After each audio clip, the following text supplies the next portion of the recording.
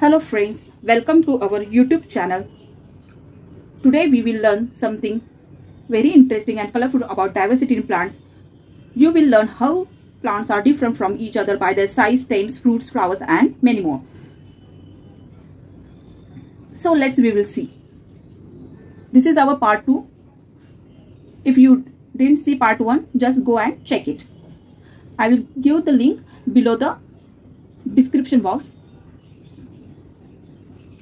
We'll see. The scientist Carolus Linnaeus made the first scientific classification of plant. Initially, it was method of classification that used by all.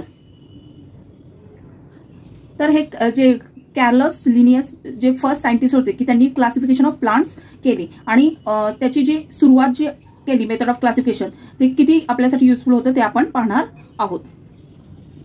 Take a round through a garden in your surrounding and list in the plants that you see. Draw their pictures as well, a table as shown below, and complete it on the basis of information you gather.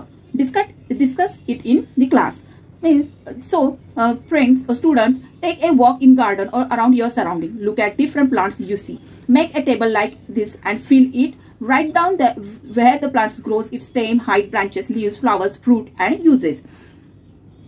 तर मुलांनो, तुमच्या आजूबाजूला किंवा एखादी जर garden असेल, एखादीचं garden असेल, तिथे जाऊन तुम्ही एक फेरफटका करा आणि तिथे तुम्हाला काय काय ऑब्झर्व करायला मिळतंय, कोणकोणती झाडे असतात किंवा प्लांट्स असतात आणि त्यांचे स्टेम्स कसे असतात, लिव्स कसे असतात, त्याचबरोबर त्यांचे फ्लावर्स, त्यांचा कलर, हे त्यांचे फ्रुट्स, म्हणजे तुम्हाला जे काही see in this picture there are so many different plants are there, असे तुम्ही गार्डनमध्ये जाऊन ऑब्झर्व करा. आणि त्याचबरोबर खाली जसं इथे जसे हा चार्ट दिला आहे की प्लांटचं नाव काय आहे, त्याचं ते कशामध्ये ग्रो होतं, त्याचे स्टेम कसे असते, नेचर ऑफ स्टेम, त्याची हाईट कशी आहे, उंची कशी आहे, त्याचबरोबर त्याच्या ब्रांचेस कशा आहेत, त्याची पाने कशी आहेत, फ्लावर त्याचं फूल कसं आहे, फ्रूट कोणतं येतं, कोणत्या कलरचं येतं, त्याला किती हार्डनेस किंवा सॉफ्टनेस असतो आणि त्याचा आपल्याला यूज काय, हे तुम्ही असा एक चार्ट बनवू शकता आणि तुमच्या क्लासमध्ये डिस्कस करू शकता.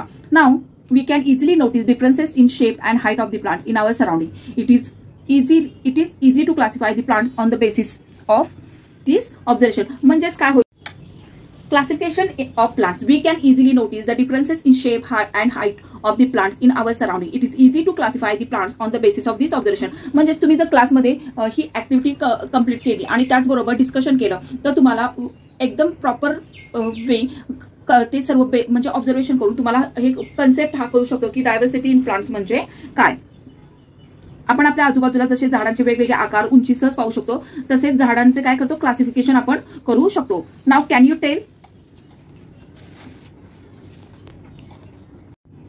Can you tell what are the similarities between a mango, a banyan and tamarind tree? Some plants grow tall.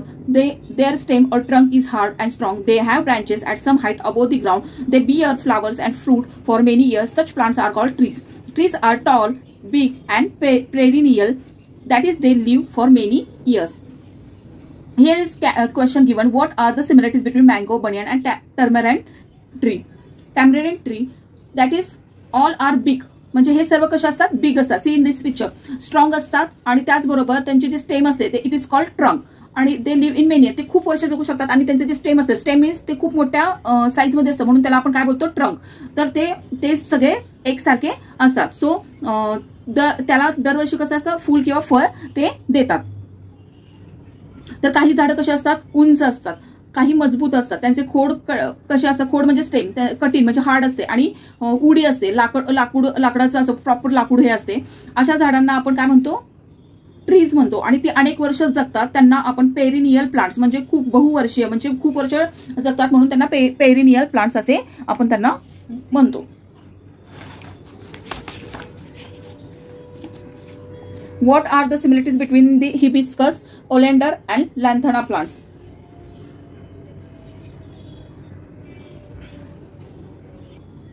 Now here hibiscus, oleander, lantana plants मध्ये यांच्यामध्ये काय काय सिमिलरिटीज आहेत. तर हे तिन्ही प्लांट्स कशा आहेत, श्रब्स आहेत. तर what is mean by shrub, let's we will C.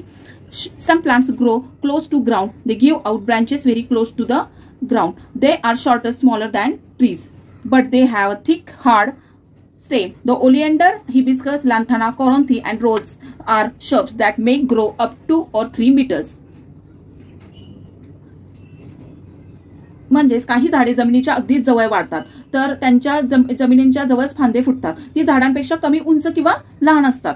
But they have a thick and hard stem. पण त्यांना त्यांचे जे स्टेम असते खूप जाड आणि कठीण असते. त्याचबरोबर कणेर, जास्वंद, लंठाणा, कोरंडी, गुलाबी काय असतात, ही जे प्लांट्स असतात ते 2 किंवा 3 मीटर पर्यंतच काय होऊ शकतात, उंच वाढू शकतात. तुम्ही तुमच्या अवतीभोवती हे प्लांट्स पाहिले असतील तर त्यांची हाईट तुम्हाला माहिती आहे 2 किंवा 3 मीटर पर्यंतच असते. आणि हे प्लांट शक्यतो झुडपांप्रमाणे दिसतात. म्हणजे जमिनीला एकदम लागून असे प्लांट्स ते येतात आणि त्यालाच आपण काय म्हणतो, shrubs.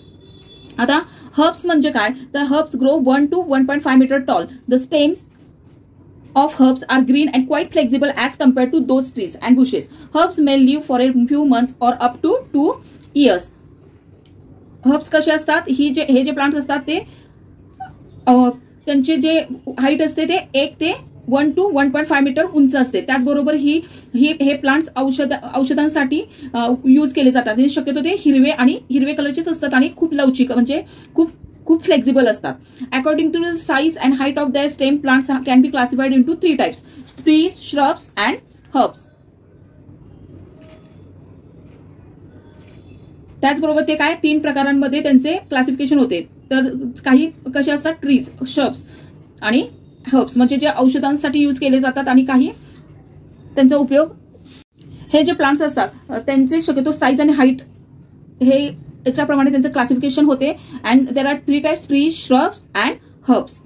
Now have you seen vines like pumpkin, the rail road, creeper, कवली, वॉटरमेलन और grape vine. How do they grow.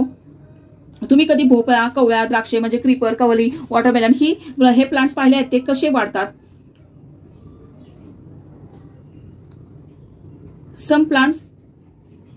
Some vine needs vertical support for growing, while some others spread on the ground. Climbers like the money plant have aerial roots. Have you seen cucumber tendrils that look like a spring? Of what use could they be? Touch the stem of any vines. What do you feel? म्हणजेच काही वेलींना उंच वाढण्यासाठी आधार लागतो तर काही जमिनीवर पसरणारे असतात. तर मनी प्लांट सारख्या वेली काय असतात, हवेतच ते सपोर्ट घेऊन कशाचा तरी त्यांची वाढ होत असते. त्याचबरोबर कुकुंबरचे वेली सुद्धा अशा खाली वाकल्यासारख्या असतात आणि स्प्रिंग सारखे असतात त्यांचे स्ट्रक्चर. तर कोणत्याही वेलींना जेव्हा आपण स्पर्श करतो तर त्यांचं फील कसं होतं हे तुम्ही सांगू शकता का. Then the stem of a creeper is very flexible, soft, green. It grows rapidly with the help of support. तर creeper, the stem of creeper म्हणजे ह्या ज्या वेली असतात, म्हणजे क्रीपर म्हणजे काय, वेली. हे जे वेलींचे त्यांचे जे खोड आता ते अगदी कसं असतं, लवचिक. खोड म्हणजे स्टेम त्यांचा अगदी लवचिक, मऊ आणि ग्रीन कलर असते आणि ते कशाच्या तरी मदतीने कशाचा तरी मदत घेऊनच त्या काय होत असतात, वाढत असतात. For how many years do crops like bajra, wheat, corn, radish, marigold live. The lifestyle of plants like jawar, sunflower is completed in 1 year. These plants are called annual. The life cycle of plants like carrot, beetroot of 2 years. They are called biennials. Shrubs like the hibiscus, oleander and trees like mango, gulmohar live for several years. And the bear flowers and fruit, they are called perennials. According to the period of life cycle, plants are classified as annual, biennials and perennials. तर इथे ज्वारी, सूर्यफूल यासारख्या वनस्पतींचा आपण 1 वर्षात पूर्ण करतो. तर काही वनस्पती अशा असतात की त्या 1 वर्षात, तर काही 2 वर्ष लागतात त्यांना येण्यासाठी, तर काहींना 3 वर्ष येण्यासाठी लागतात. म्हणजेच काय तर there are 2 period life cycle, 3 types of life cycle, annuals, biennials, perennials. Annu means 1 years, bi means 2 and peri means 3 years or many years. म्हणजे जास्वंद, कणेर यासारखी जे झाडं असतात किंवा आंबा, गुलमोहर ही झाडे अनेक वर्ष जगतात आणि फुले फळे देतात.